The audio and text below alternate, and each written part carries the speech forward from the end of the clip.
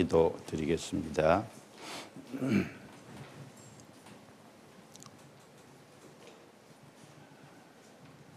은혜와 사랑이 풍성하신 우리 아버지 하나님, 허물과 죄 가운데 살아가던 저희들을 구원해 주시고 참된 생명과 소망을 주시며 하나님의 자녀로 삼아 주셔서 남은 생에 주 안에서 행할 수 있도록 축복해 주신 거 감사합니다. 오늘 교회학교 교사들과 함께 학생들에게 가르칠 공과 말씀을 나눌 수 있는 귀한 기회 시간을 주신 것도 감사합니다.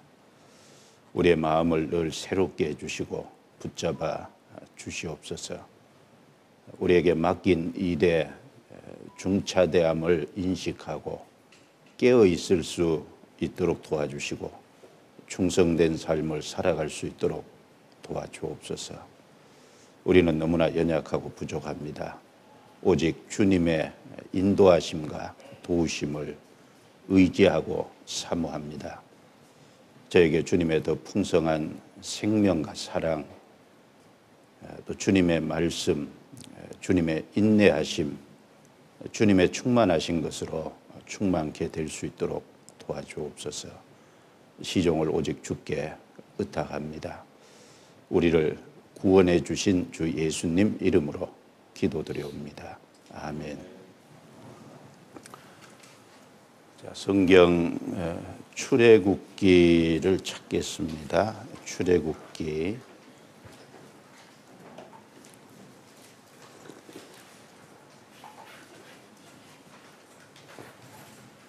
출애굽기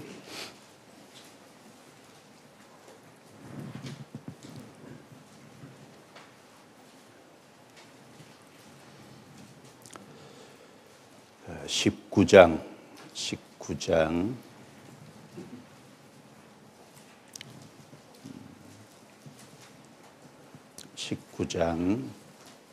1절 말씀을 보겠습니다. 쭉 몇 구절 중간중간 읽겠습니다. 이스라엘 자손이 애굽 땅에서 나올 때부터 제3월 곧 그때 그들이 시내 광야에 이르니라. 그들이 르비딤을 떠나 시내 광야에 이르러 그 광야에 장막을 치되 산 앞에 장막을 치니라. 모세가 하나님 앞에 올라가니 여호와께서 산에서 그를 불러 가라사대 너는 이같이 야곱 족속에게 이르고 이스라엘 자손에게 고하라. 4절, 5절, 6절까지 같이 읽겠습니다. 나의 애굽 사람에게 어떻게 행하였음가? 내가 어떻게 독수리 날개로 너희를 업어 내게로 인도하였음을 너희가 보았느니라. 세계가 다 내게 속하였나니 너희가 내 말을 잘 듣고 내 언약을 지키면 너희는 열국 중에서 내 소유가 되겠고 너희가 내게 대하여 제사장 나라가 되며 거룩한 백성이 되리라. 너는 이 말을 이스라엘 자손에게 고할지니라. 모세가 와서 백성의 장로들을 불러 여호와께서 자기에게 명하신 그 모든 말씀을 그 앞에 진술하니 백성이 일제히 응답하여 가로되 여호와의 명하신 대로 우리가 다 행하리이다. 모세가 백성의 말로 여호와께 해보하매. 건너뛰어서요 16절 제3일 아침에 우레와 번개와 빽빽한 구름이 산 위에 있고 나팔 소리가 심히 크니 진중 모든 백성이 다 떨더라. 모세가 하나님을 맞으려고 백성을 거느리고 진에서 나오매 그들이 산기슭에 섰더니 시내산의 연기가 자욱하니 여호와께서 불 가운데서 거기 강림하심이라. 그 연기가 옹기점 연기같이 떠오르고 온 산이 크게 진동하며 나팔 소리가 점점 커질 때 모세가 말한즉 하나님이 대답하시더라. 20장 1절 하나님이 이 모든 말씀으로 일러 가라사대 나는 너를 애굽 땅 종되었던 집에서 인도하여 낸 너의 하나님 여호와라. 너는 나 외에는 다른 신들을 내게 있게 말지니라. 그래서 3절부터 17절까지는 십계명이고요. 18절 뭇 백성이 우레와 번개와 나팔 소리와 산의 연기를 본지라. 그들이 볼 때 떨며 멀리 서서 모세에게 이르되 당신이 우리에게 말씀하소서 우리가 들으리이다. 하나님이 우리에게 말씀하시지 말게 하소서 우리가 죽을까 하나이다. 모세가 백성에게 이르되 두려워 말라. 하나님이 강림하심은 너희를 시험하고 너희를 경외하며 범죄치 않게 하려 하심이니라. 백성은 멀리 섰고 모세는 하나님의 계신 암흑으로 가까이 가니라. 거기까지입니다. 평안하시죠? 대답이 없어요. 기쁘시죠? 대답 안 하시는 분은 뭘까요? 그리스도인은 물론 외적으로 환난과 우환이 있을 수는 있지만 우리 마음은 늘 평안이 있어야 된다고 생각합니다. 그리고 외적으로 이런저런 상황과 관계없이 하나님이 우리에게 주신 은혜 또 우리에게 주신 영원한 생명으로 인해서 늘 기뻐하는 것이 이제 마땅하다고 생각합니다. 다음 주에 이제 공과가 하나님께서 주신 율법, 그래서 율법을 수여하실 때 시내산의 광경이 19장에 기록되어 있고 20장은 직접적인 율법의 내용을 담고 있습니다. 그래서 우리 시대, 우리가 살고 있는 이 시대, 신약 시대 율법의 의미는 명확하죠. 이제 율법은 옳은 사람을 위해서 세운 게 아니라 범법한 자를 위해서 세운 것이기 때문에 율법을 주신 목적은 사람에게 하나님의 기준이 무엇인지를 정확하게 알고 그 하나님 앞에서 자기 죄를 깨닫고 그리고 심판 아래 있다는 것을 알려주심으로 인해서 회개케 하도록 하시는 것이 목적이에요. 그리고 회개하고 그리스도 앞에 나오면 이제 그리스도의 십자가의 은혜를 통해서 그 복음을 깨닫고 우리 죄를 다 용서해 주신 사실을 알고 구원을 받습니다. 그래서 율법은 회개케 하는 것이 목적이고 십자가의 은혜의 복음은 우리로 죄를 용서받고 구원하게 하시는 것이 목적입니다. 뭐 명확하죠. 그래서 이제 우리 남은 생에는 율법을 지키는 삶이라는 것보다도 율법의 핵심 내용이 사랑이잖아요. 하나님을 사랑하고 이웃을 사랑하는 거니까 이제 하나님이신 생명으로 우리 안에 오신 성령으로 말미암아 우리 육신으로는 할 수 없지만 이제 하나님의 도우심과 하나님의 능력을 쫓아서 하나님을 사랑하고 이웃을 사랑하는 그 삶을 이제 살아갈 수 있게 된 겁니다. 그런 의미인데, 자 여기 이제 정리한 내용은 그 이제 우리 시대 신약 시대 그 율법의 어떤 그 의도하는 목적 이제 그것만 이제 좀 정리한 건 아니고 율법의 여러 가지 어떤 이스라엘과의 측면, 율법과 하나님과의 측면, 또 율법과 은혜와의 측면, 율법은 우리에게 주신 은혜를 패하게 할 수 없다는 부분, 또 이제 그리스도인들은 이제 그리스도로 말미암아 구원을 받았으니까 그리스도의 율법 아래 있고 이제 믿음으로 사는 것이 중요한데 이제 그런 부분을 총 이렇게 여러 가지 측면에서 쭉 정리를 한 겁니다. 그래서 좀 도움이 되면 좋겠습니다. 먼저 율법과 이스라엘 1페이지를 한번 보시면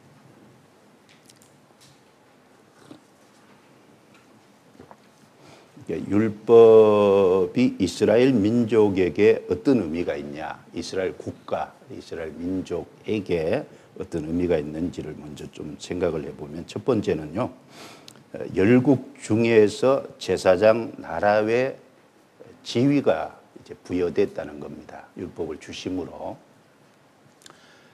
이 제사장 나라라는 말하고요, 하나님의 증인이라는 표현하고 역할과 의미가 같아요. 그래서 제사장 나라, 하나님의 증인이라는 그 역할이 실제로 율법을 주심으로 부여됐다는 거죠, 이스라엘에게. 그래서 이 출애굽기 19장에 보면 시내산에 주님이 실제 오셨잖아요. 형상은 보지 못했지만 실제 주님이 시내산에 오신 게 맞는데, 그 시내산에 주님이 이제 오시기 전에 그 시내산에서 하나님이 이스라엘 백성들에게 분명히 명확하게 하신 부분이 있어요. 그 내용이 4절, 5절, 6절이잖아요. 그리고 이제 백성은 그 모세를 통해서 그 하나님이 명확하게 하신 내용을 들었고, 이스라엘 백성들은 그렇게 하겠다고 응답을 했고, 그 결과가 하나님께 해보됐다, 즉 하나님께 전달이 됐다, 그 말입니다. 그 내용이 뭐냐면 4절, 나의 애굽 사람에게 어떻게 행하였은가, 내가 어떻게 독수리 날개로 너희를 업어 내게로 인도하였음을 너희가 보았느니라. 이스라엘 백성을 애굽에서 건져내고 시내산까지 오게 한 그 과정을 보면 독수리 날개로 업었다는 건 이 초자연적인 하나님의 역사죠. 그리고 다른 표현을 쓰면 은혜입니다. 애굽에 10가지 재앙을 내리고 홍해를 갈라서 여기까지 통과하게 한 그 모든 과정 자체가 그야말로 이제 저절로 일어날 수 없는 일이잖아요. 초자연적인 역사고 또 특별히 하나님의 은혜입니다. 은혜를 강조하면서 5절에 세계가 다 내게 속하였나니 너희가 내 말을 잘 듣고 하나님 말씀을 잘 순종하고 내 언약을 지키면 너희는 열국 중에서 내 소유가 되겠고, 온 세계가 다 내게 속했다. 그렇죠. 하나님은 창조주고, 그러니까 이 세상 어떤 나라든지 다 하나님의 소유인 것은 속했다는 말이 하나님 소유다, 그 말이죠. 근데 여기 이스라엘 백성에게 특별히 하나님의 말씀이 전달될 때 그 말씀을 잘 지키면 내 소유가 된다라는 말은 제사장 나라로서 하나님의 증인으로서 특별한 소유를 삼겠다, 그런 의미입니다. 특별한 소유죠. 특별한 위치와 역할을 부여하겠다, 그런 말이지 않습니까? 그래서 너희가 내게 대하여 제사장 나라가 되며 거룩한 백성이 되리라. 너는 이 말을 이스라엘 자손에게 고할지니라. 그래서 율법을 주시기 전에 먼저 이스라엘에게 제사장 나라라고 하는 하나님의 증인의 역할이라고 하는 이것을 이스라엘 백성들에게 맡길 것을 먼저 말씀하신 거예요. 그리고 이스라엘 백성들은 모세를 통해서 그걸 들었죠. 7절에 모세가 와서 백성의 장로들을 불러 여호와께 자기에게 명하신 그 모든 말씀을 그 앞에 진술했고, 백성이 일제히 응답하여 가로되, 그러니까 장로들을 불러서 먼저 의논하고 그 다음에 백성에게까지 다 전달이 되고, 백성 전체가 하나님께 응답을 했잖아요. 백성 전체가 여호와의 명하신 대로 우리가 다 행하리이다. 그 하나님의 제안을 받아들이겠다는 거죠.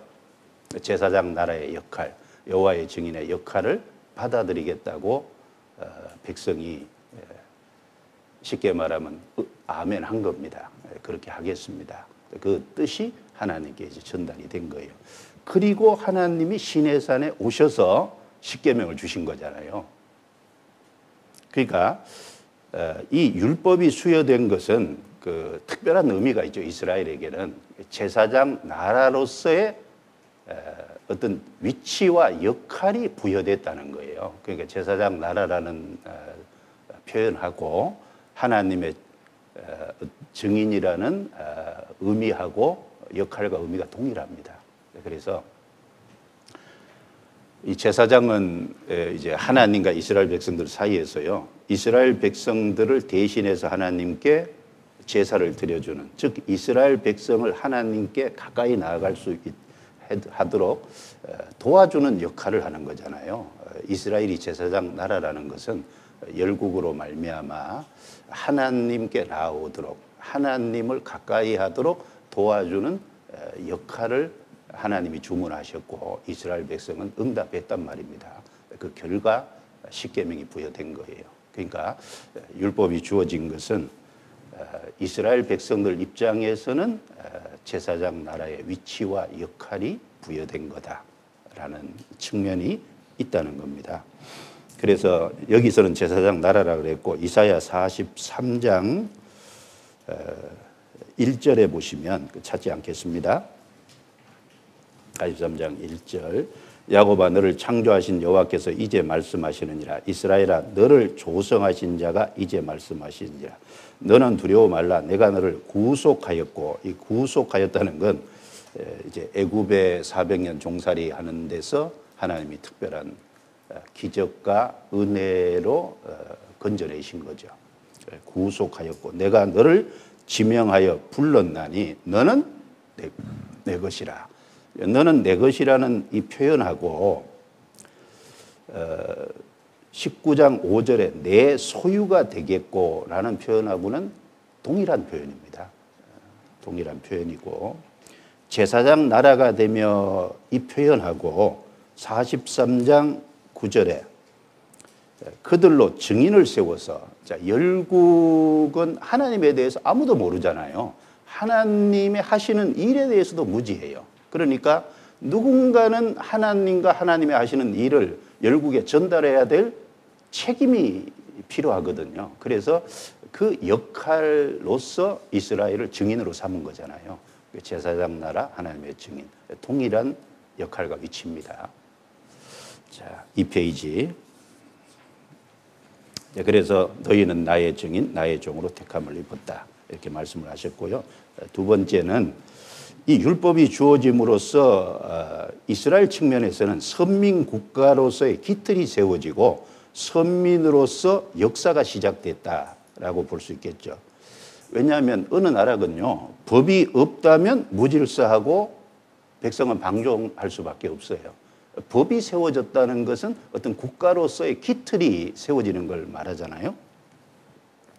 그래서 율법이 수여됨으로 인해서 이제 법이 이스라엘에게 세워지고 여기 십계명만 얘기했지만 그 이후에 21장, 22장 쭉 넘어가면 사회 전반의 어떤 제도 그리고 이스라엘의 어떤 그 여러 가지 의식법 이제 그 다음에 이제 레위기도 넘어가면 절기도 나오고 지켜야 될 제사법도 나오고 그리고 심지어 음식 규례도 나오고 이스라엘 백성이 열국과 다른 안식일을 지켜야 되는 안식일의 규범도 주어지고 그게 이제 십계명뿐 아니라 여러 제반 규정들이 이스라엘에게 주어졌잖아요. 그것은 한 국가가 존립하려면 그리고 그것이 유지되려면 법이 없으면 안 되거든요.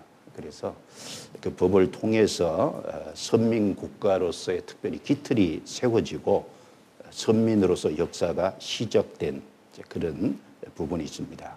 그와 동시에요, 다른 측면도 있는데 이스라엘 백성의 입장에서는 선민으로서 법의 준수에 대한 그 법을 순종해야 될 의무도 주어진 거예요. 그렇지 않습니까? 어떤 그 국가의 기틀만 세워진 게 아니라 그 주어졌다면 그게 무시되면 안 되는 거잖아요. 그게 그대로 지켜져야 되는 거니까 이스라엘 백성에는 지켜야 될 의무도 주어진 거예요.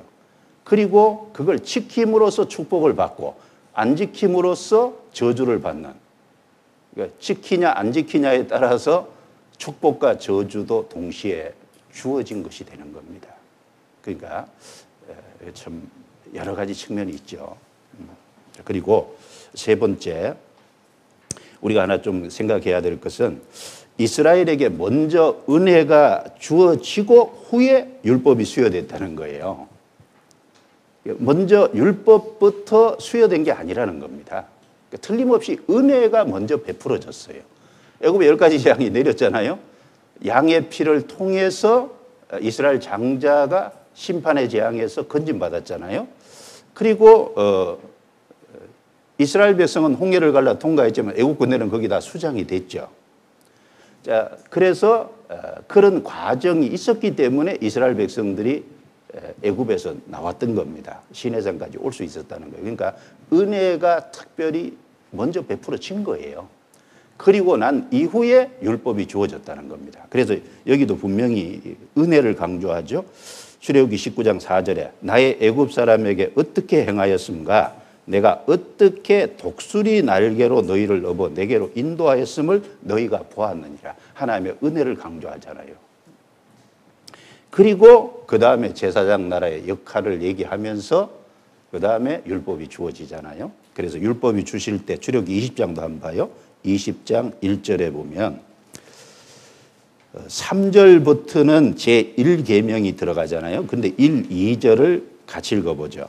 하나님이 이 모든 말씀으로 일러 가라사대 나는 너를 애굽 땅 종되었던 집에서 인도하여 낸 너희 하나님 여호와로라.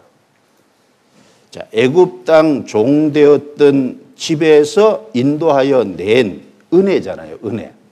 은혜를 베푸셨음을 먼저 상기시키고 그리고 3절부터 17절까지 십계명을 수여하셨다는 겁니다. 그러니까 율법이 먼저 주어진 게 아니에요. 은혜가 베풀어지고 율법이 주어졌어요. 이게 순서라는 거죠. 전반적인 모든 것의 순서예요. 자, 3페이지 보세요. 3페이지. 그 두 번째 단락에 보시면 먼저 구원의 은혜가 있었다. 우리에게도 마찬가지죠.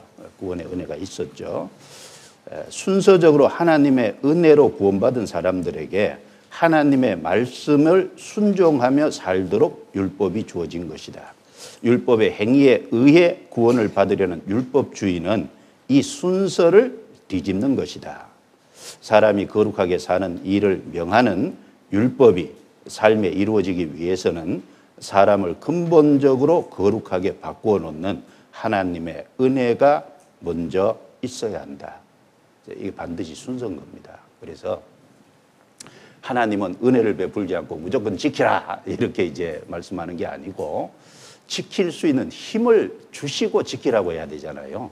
그러니까 먼저 은혜를 베푸시고 은혜가 그 사람의 마음과 삶을 이제 감동시켜서 변화되게 하고 그래야 감사가 있고 기쁨이 있으니까 주님의 법을 즐거움으로 순종할 수 있을 것입니다. 그렇지 않으면 일종의 종이잖아요. 노예라고 생각할 거니까 억압된다고 생각할 거니까 그래서 어느 경우든지 은혜가 먼저 주어지고 율법이 수용. 이스라엘이 그렇고 우리에게도 마찬가지죠. 우리를 먼저 구원하시고 우리에게 그리스도의 법을 주셔서 순종하게 하신다. 그게 이제 항상 순서입니다. 그래서 그 은혜를 수여하시기 위해서 예레미야 31장에 보면 하나님이 예레미야에게 새 언약을 얘기하셨는데 이것이 히브리서 8장에서 10장까지 그 새 언약은 바로 율법이 아니라 예수 그리스도를 통해서 속죄를 완성한 그것이 복음이잖아요. 그 복음을 통해서 우리에게 은혜가 주어지는 그리고 그리스도의 율법 신약 성경에 많은 법이 우리에게 주어져 있잖아요. 순종할 것을 요청합니다. 자, 4페이지 넘겨보시죠. 자, 그래서 쭉 보시면 되겠습니다. 그래서 요한복음 13장 한번 보시죠. 거기 인용된 구절은 보시고요. 요한복음 13장 거기 인용하지 않은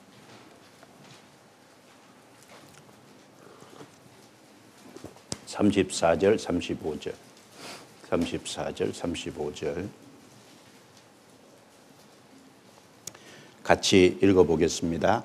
새 계명을 너희에게 주노니 서로 사랑하라. 내가 너희를 사랑한 것 같이 너희도 서로 사랑하라.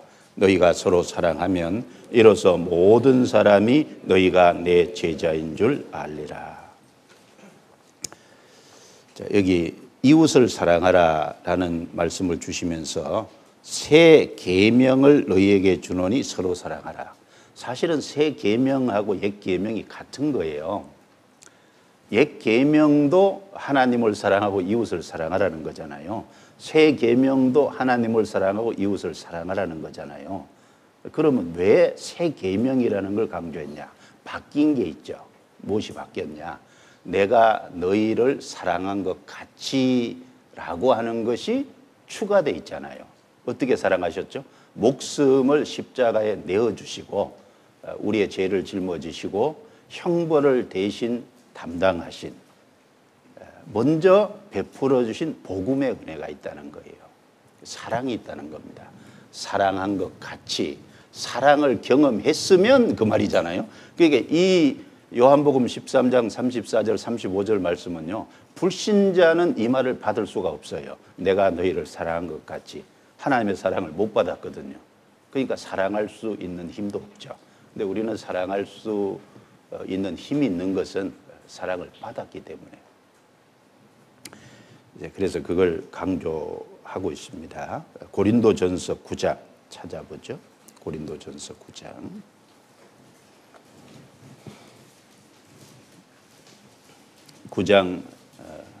인용을 했는데 20절에 보시면 20절에 바울 사도께서 고린도에 보낸 편지인데 20절에 유대인들에게는 내가 유대인과 같이 된 것은 유대인들을 얻고자 하며 율법 아래 있는 자들에게는 내가 율법 아래 있지 아니하나. 틀림없이 바울 사도는 내가 율법 아래 있지 아니하나 율법 아래서 벗어났다고 얘기했거든요. 이게 무슨 말일까요? 율법의 형벌, 율법을 범하면 그 죄에 대해서는 형벌이 있고 심판이 있잖아요.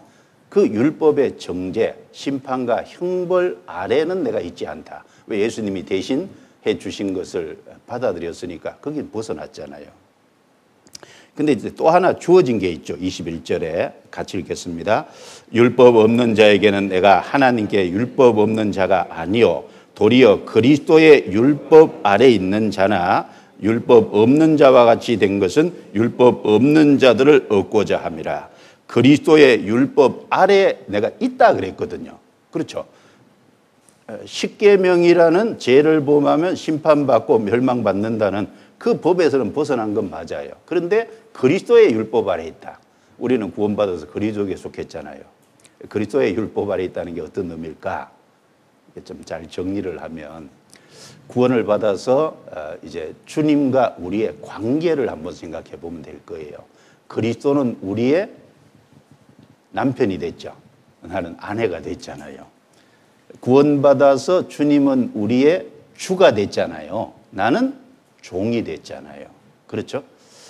구원받아서 우리는 하나님의 아들이 되고 하나님은 아버지가 됐잖아요. 그 아버지 아들 관계에 들어가고 그 다음에 남편과 아내의 관계에 들어가고 주인과 종의 관계에 들어갔을 때 그리스도의 율법 아래 있다는 것은 바로 아들로서의 역할, 그 다음에 아내로서의 역할, 그리고 주인과 종의 종으로서의 역할, 해야 될 일이 있다 그 말이거든요. 그 믿음의 분량만큼 순종해야 될 내용이 있는 거예요. 심판에서는 벗어났지만 그러나 순종해야 될 위치에 있는 것은 틀림없다. 왜? 그리스도의 율법 아래 있으니까요. 근데 이걸 방종으로 생각해서요. 나는 다 자유롭다. 나는 무엇이든지 내 마음대로 할 권리가 있다. 그건 조금 너무 지나치게 미친 거죠? 죄송합니다. 그 지나친 거잖아요. 그래서 그리스도의 율법 아래 있습니다. 자, 그래서 갈라디아서 6장.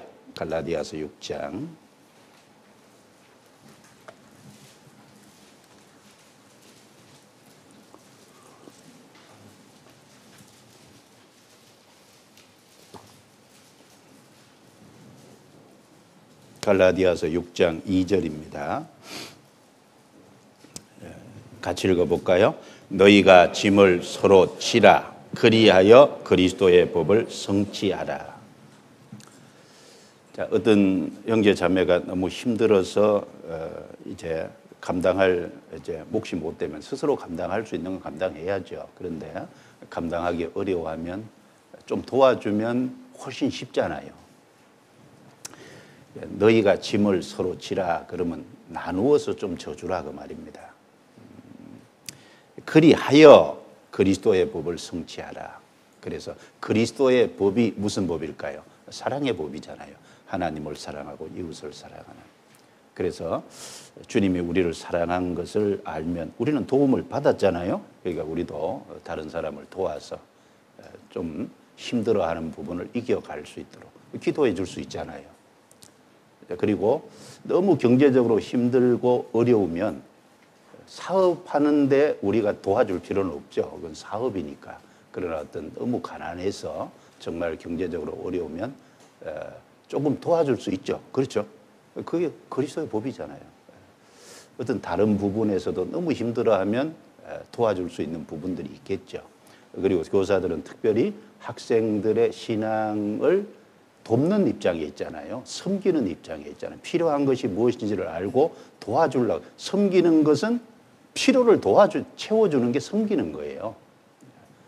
그래서 그리스도의 법을 성취하라. 그리스도의 법이 사랑의 법입니다. 사랑은 율법의 완성이니라. 그래서 그 베드로 후서 1장에 믿음 위에 세워진 7층 집이 있는데 기초가 믿음이고요. 제일 위에가 사랑이잖아요. 믿음으로 시작해서 사랑으로 완성하는 그리스도의 법은 사랑의 법입니다. 그래서 이제 은혜가 주어지고 율법이 수여됐다. 이 순서를 바꾸면 안 돼요. 그래서 이스라엘 백성에게 처음 율법이 수여될 때도 은혜가 먼저 베풀어지고 율법이 수여된 거예요. 이제 우리 시대에 말할 것 없죠. 그래서 은혜가 먼저 주어지고 그리스도의 율법이 주어진 거다. 은혜를 경험했으면 그리스도의 율법, 사랑의 법 아래 순종해야 될 책임이 있는 거죠. 그것을 알고 그 순서를 결코 뒤바꾸거나 양보하면 안 됩니다. 그걸 뒤바꾸는 건 성경 전체를 뒤바꾸는 거예요. 자, 그리고 4페이지 율법과 하나님. 자, 율법이 하나님 측면으로 생각하면 어떤 의미가 있을까? 로마서 7장입니다. 로마서 7장 찾겠습니다. 12절.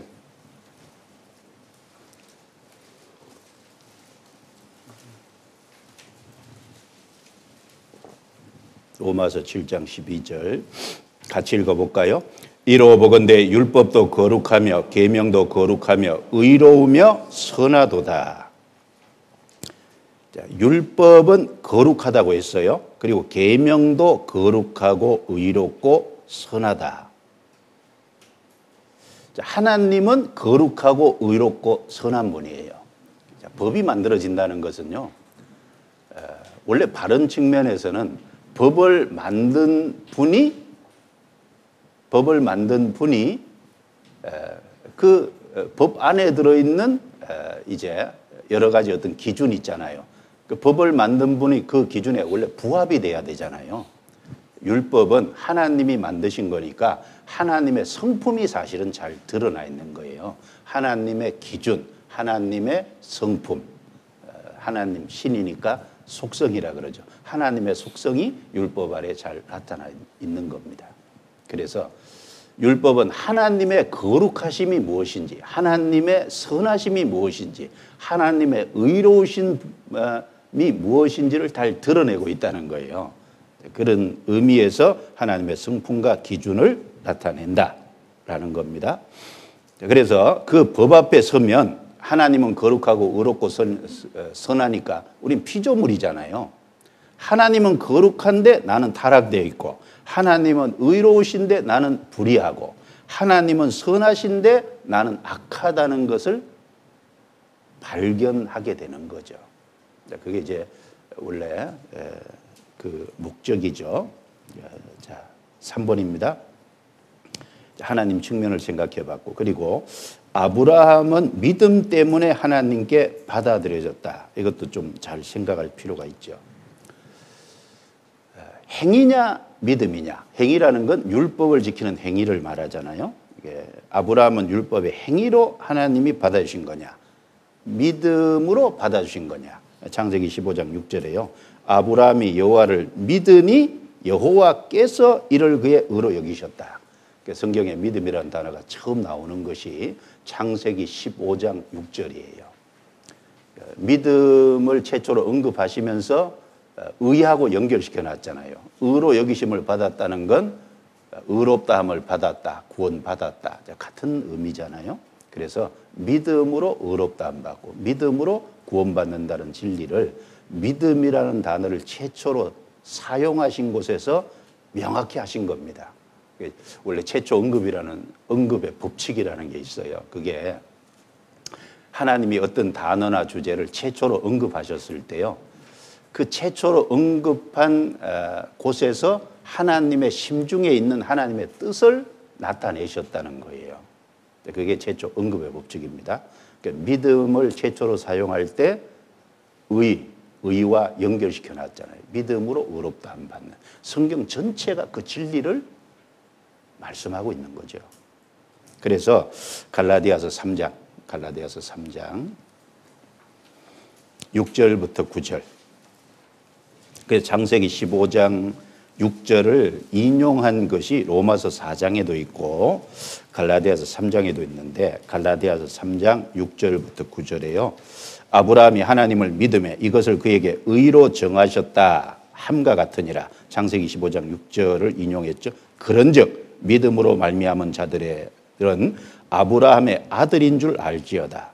또 하나님이 이방을 믿음으로 말미암아 의로 정하실 것을 성경이 미리 알고 먼저 아브라함에게 복음을 전하되 모든 이방이 너를 인하여 복을 받으리라 하였으니, 그러므로 믿음으로 말미암은 자는, 같이 읽습니다. 믿음이 있는 아브라함과 함께 복을 받느니라. 믿음이 있는 아브라함과 함께 복을 받느니라. 믿음입니다. 그리고 10절부터 이어지는 14절 말씀에 율법의 행위로서는 안 된다. 이제 그걸 이제 강조해 놓은 거잖아요. 그래서 10절에 무릇 율법 행위에 속한 자들은 저주 아래 있다. 그리고 11절에 또 하나님 앞에서 아무나 율법으로 말미암아 의롭게 되지 못할 것이 분명하니, 12절에 율법은 믿음에서 난 것이 아니라 율법과 믿음은 동네가 다르다라는 것을 강조한 거죠. 그래서 아브라함은 율법의 행위입니까? 믿음입니까? 믿음으로 의롭다함을 받았다. 우리도 믿음으로 의롭다함을 받죠. 그래서 믿음으로 의롭다함을 받은 사람은 아브라함의 아들이라는 건 아브라함을 믿음의 대표, 조상으로 삼았으니까 그 아브라함의 믿음을 본받는 후손이 됐다. 이제 그런 의미입니다. 자, 5페이지.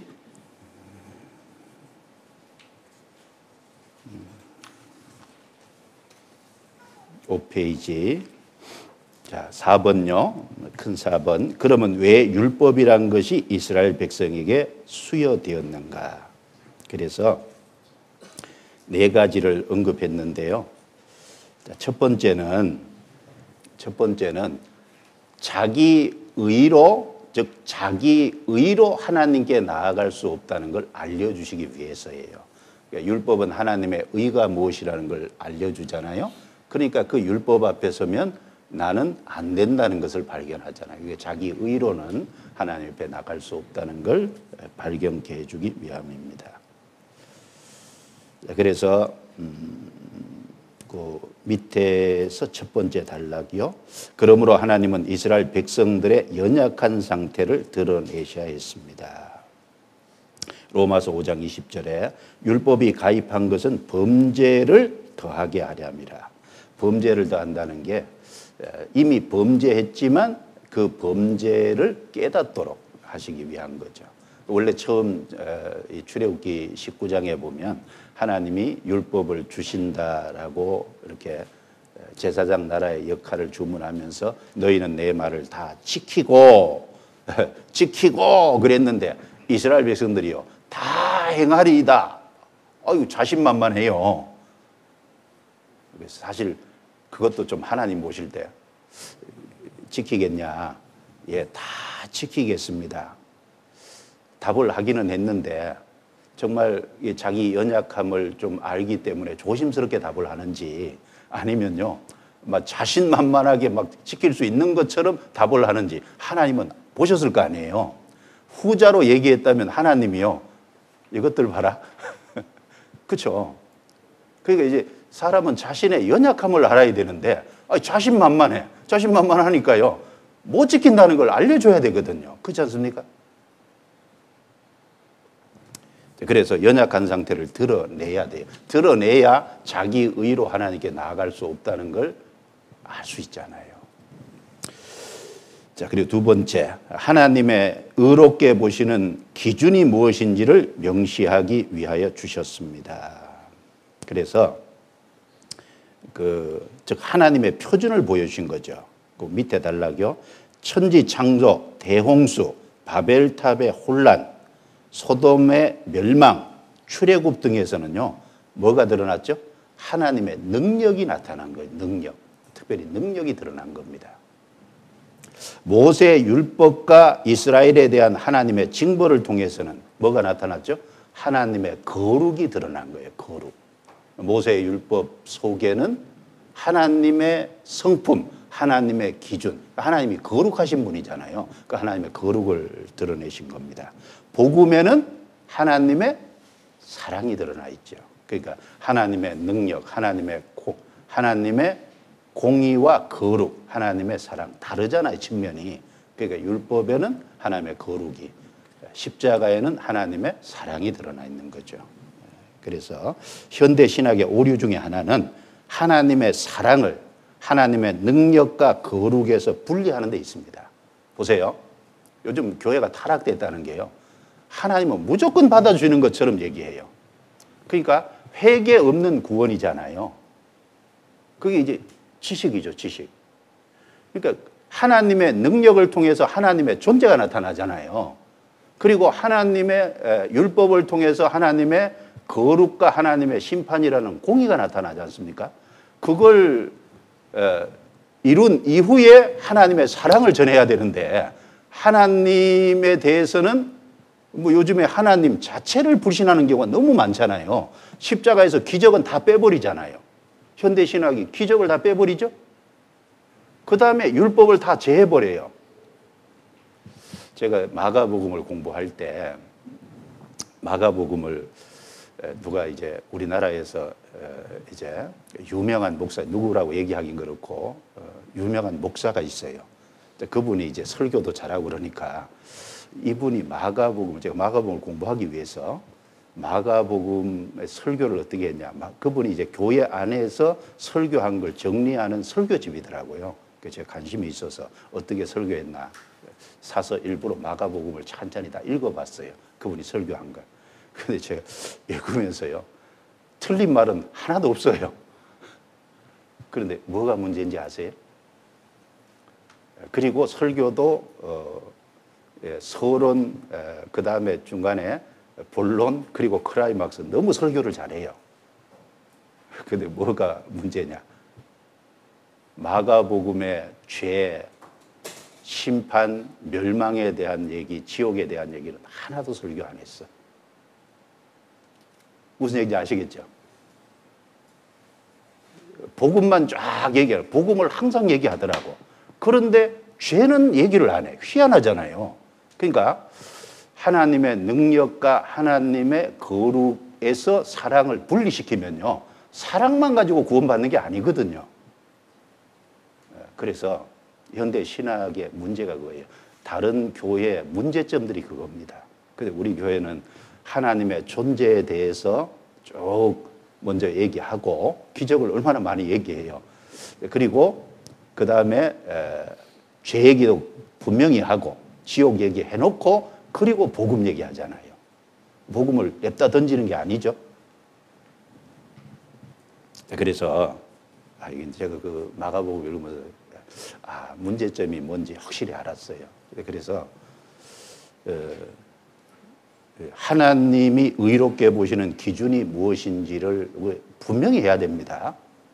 그래서 사람이 내가 뭔가 하나님의 기준에서 문제가 있구나, 내가 뭔가 이탈되어 있구나, 이것이 내게 뭔가 하나님께로부터 징벌과 손해가 내게 오겠구나, 이걸 알아야 돌이키잖아요. 그걸 모르면 해결하는 것이 없이 해결 없는 복음을 전하는 거예요. 그리고 세 번째, 이스라엘 백성을 이방인과 분리시키기 위해서 주셨죠. 그러니까 이스라엘 백성은요, 의복 규례, 음식 규례, 이방인에게 없는 안식일, 그리고 이방인에게 없는 율법, 그러니까 이제 선민 국가로서 정체성을 분명히 하기 위해서요, 이방인에게 하나님을 알려주면 이방 신들이 섬기는 우상과 다른 것이 뭔지가 분명해야 되잖아요. 그래야 그런 것이 이스라엘 민족이 있어야 하나님을 증거할 수 있기 때문에요, 이스라엘 민족의 정체성을 분명히 하기 위해서, 이방인과 분리시키기 위해서 제반 규정들을 자세히 주신 거예요. 그리고 네 번째, 이스라엘에게 율법을 주시고 특별히 그 역사를 지켜보게 하신 것은 우리의 거울이 되게 하기 위함이죠. 그리고 그 율법을 이스라엘이 범죄함으로, 불순종함으로 어떤 형벌을 받았는지, 그걸 통해서 율법을 범한 것에 어떤 심판이 있는지를 우리에게 거울로 알려주기 위해서, 이런 여러 가지 목적 때문에 이스라엘 백성에게 율법을 주신 겁니다. 그리고 율법과 은혜 언약과의 관계입니다. 관계. 갈라디아서 3장 찾아놓으셨으니까 제목하고 내용만 간단하게 설명할게요. 율법은 은혜 언약에 부과된 것이다. 갈라디아서 3장 19절에 나옵니다. 그런즉 율법은 무엇이냐? 범법함을 인하여 더한 것이라. 무슨 얘기예요? 은혜 언약은 아브라함에게 주신 거잖아요. 창세기 12장 1절부터 3절에 보면 너는 복의 근원이 될지라, 천하 만민이 너를 인하여 복을 얻을 것이니라. 그건 이미 언약이 됐어요. 그게 은혜 언약이잖아요. 그런데 율법은 아브라함, 이삭, 야곱 시대에 애굽에 들어갔으니까 애굽에 들어가서 430년을 있다가 나온 거지 않습니까? 그러니까 애굽에 있었던 기간만 합쳐도 430년이에요. 그러니까 430년이나 후에 주어진 게 율법이라는 거거든요. 그래서 그 앞에 17절에 이렇게 말씀했죠. 내가 이것을 말하노니 하나님이 미리 정하신 언약을 430년 후에, 이게 중요하죠. 생긴 율법이 없다 하지 못하여. 그래서 여기 19절에 더한 것이라, 그 말은 이미 아브라함에게 주신 은혜 언약에 덧붙여서 추가해서 율법을 주신 거다, 이런 의미인 겁니다. 더했다는 의미가. 그래서 율법은 은혜 언약에 부과된 겁니다. 그리고 율법은 은혜 언약을 무효로 하지 못한다. 17절에 하나님의 미리 정하신 언약을 430년도에 생긴 율법이 없이 하지 못하여 무효로 할 수 없다는 거예요. 아니, 사람이 세운 언약도요, 세우고 난 다음에는 이거 없었던 일로 해, 그럴 수 없지 않습니까? 그런데 하나님이 인간에게 주신 율법을 없었던 걸로 해, 그럴 수 없잖아요. 어떻게 무효화할 수 있어요? 무효로 만들 수 없습니다. 율법은 그리스도가 오시기까지 가입된 것입니다. 그래서 19절에 뒷부분에요, 약속하신 자손이 오시기까지 있을 것이라. 약속하신 자손이 예수님이시잖아요. 아브라함, 이삭, 야곱에게 그리스도를 보내줄 걸 약속했는데, 그 약속하신 자손이 오시기까지 율법을 중간에 더해 준 거예요. 왜냐하면 그리스도를 받아들일 수 있는 준비시킨 거다, 그 말이거든요. 그 4번, 율법을 지킴으로 천국 갈 수 없다는 것을 보여주는 거울로 주셔진 것이다. 이건 우리가 늘 배웠습니다. 5번째, 그리스도께서 율법의 저주에서 우리를 속량하셨으므로 율법으로 죄를 깨닫고 그리스도를 믿는 사람에게 축복이 주어집니다. 그러니까 사실은 잘 보세요. 저를 한번 보세요. 율법을 주신 것은요, 은혜 언약을 더 굳게 하기 위함이에요. 그렇죠? 왜냐하면 죄를 깨달아야 은혜로 나오잖아요. 그러니까 율법을 부과해서 주신 것은 처음 세운 은혜 언약을 아주 경복해 만들기 위해서. 이해하시겠죠? 첫 번째 걸 무효로 하고 두 번째 걸 세우기 위함이 아니다 그 말입니다. 이걸 명확하게 해야죠. 그리고 여섯 번째 율법과 복음입니다. 율법은 크게 십계명, 제사법, 기타 제규정들 도덕법으로 분류할 수 있는데 율법과 복음에서 세 가지 좀 적어봤는데 첫 번째, 개인이 의인의 조건으로 십계명을 지키는 것은 신약 성경에서 단연코 물리친다. 왜냐하면 이는 그리스도께서 율법의 마침이 되셨기 때문이다. 율법의 마침이 되셨다는 건 율법을 어긴 모든 범죄를 그리스도께서 대신 짊어지고 형벌을 받았기 때문에 율법의 정죄에서는 마침이 됐다 그 말이에요. 그래서 10장, 로마서 10장 찾아보시죠. 성경 로마서 10장 2절부터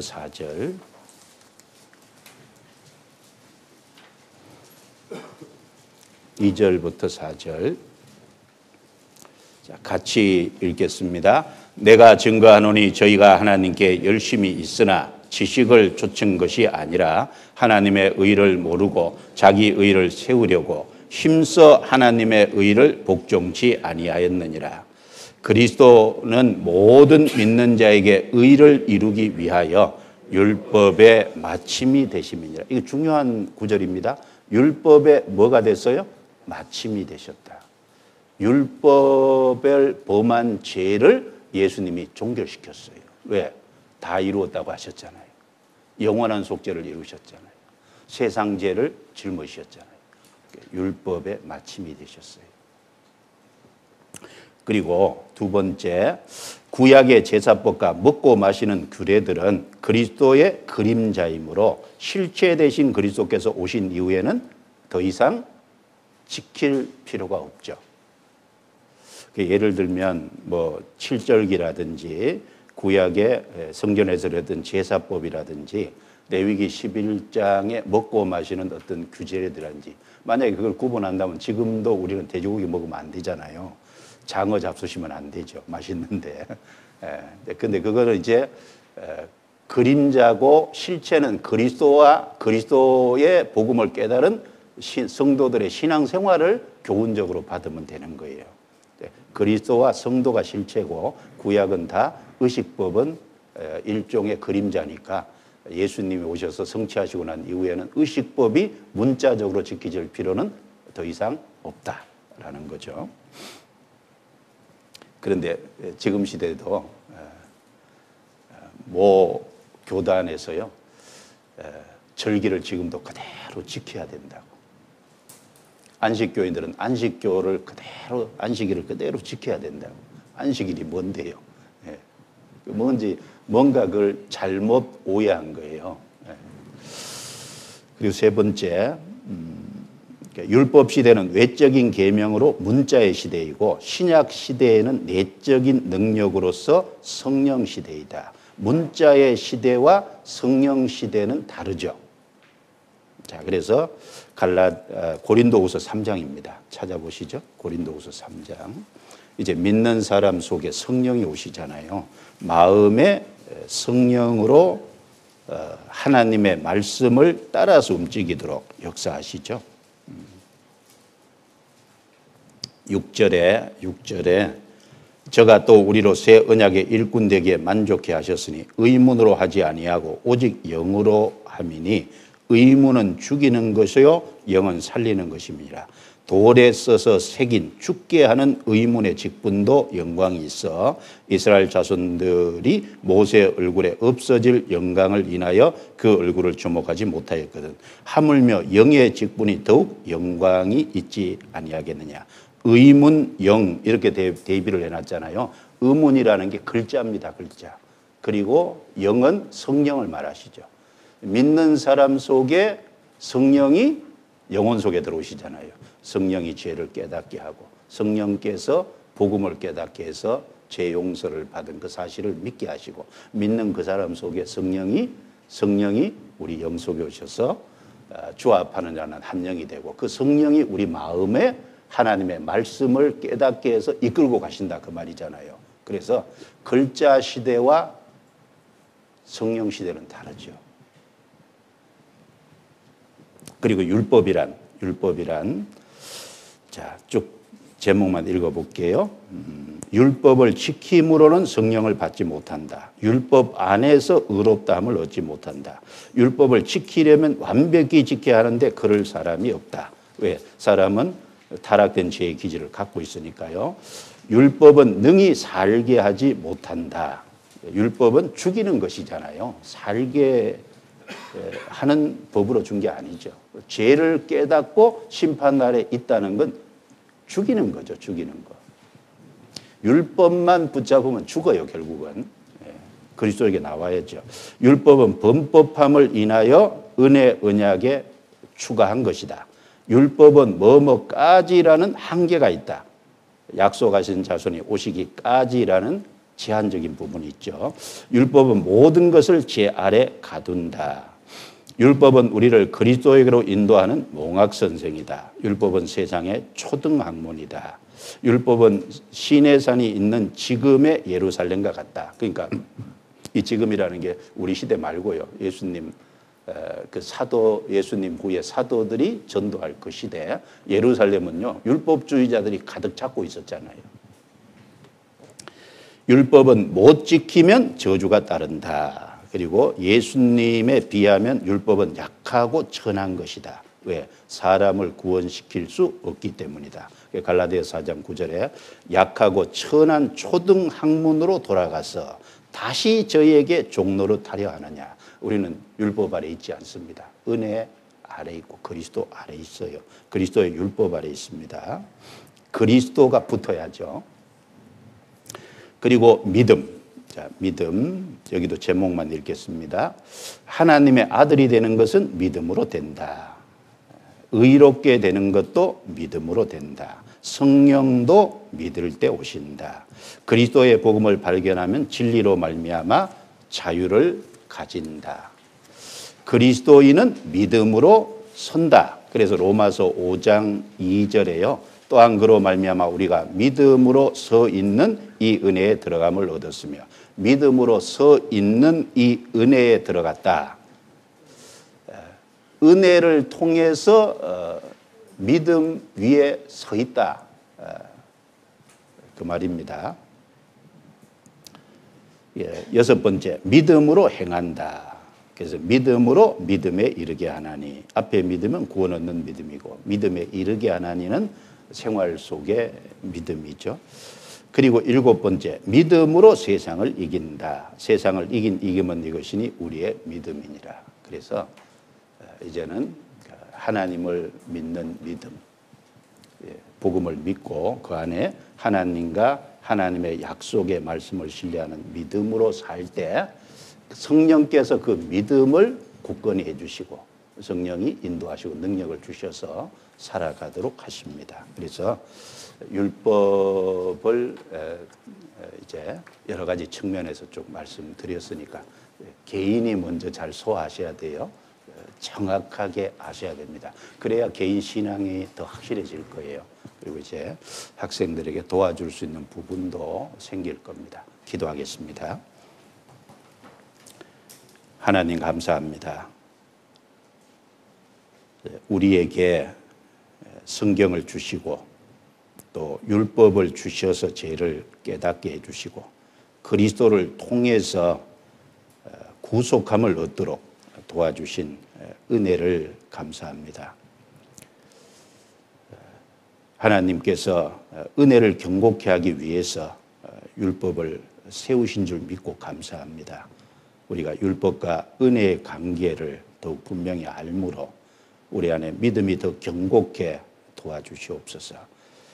또 우리가 경고케 된 이후에 또 학생들을 말씀으로 도울 수 있도록 도와주옵소서. 여기 머리 숙여 기도하고 있는 모든 교사들 일일이 함께해 주시고 축복해 주시옵소서. 맡은 이 일을 잘 감당케 해 주시고 삶의 여러 가지 환난과 역경과 어려운 부분이 있을지라도 주님께 맡기는 생활이 되게 해주시고 어떠한 경우에도 평안과 기쁨을 잃어버리지 않는 삶을 살게 해주시고 주님이 맡기신 일을 충성되게 감당함으로 주를 기쁘시게 하는 자 되게 도와주옵소서.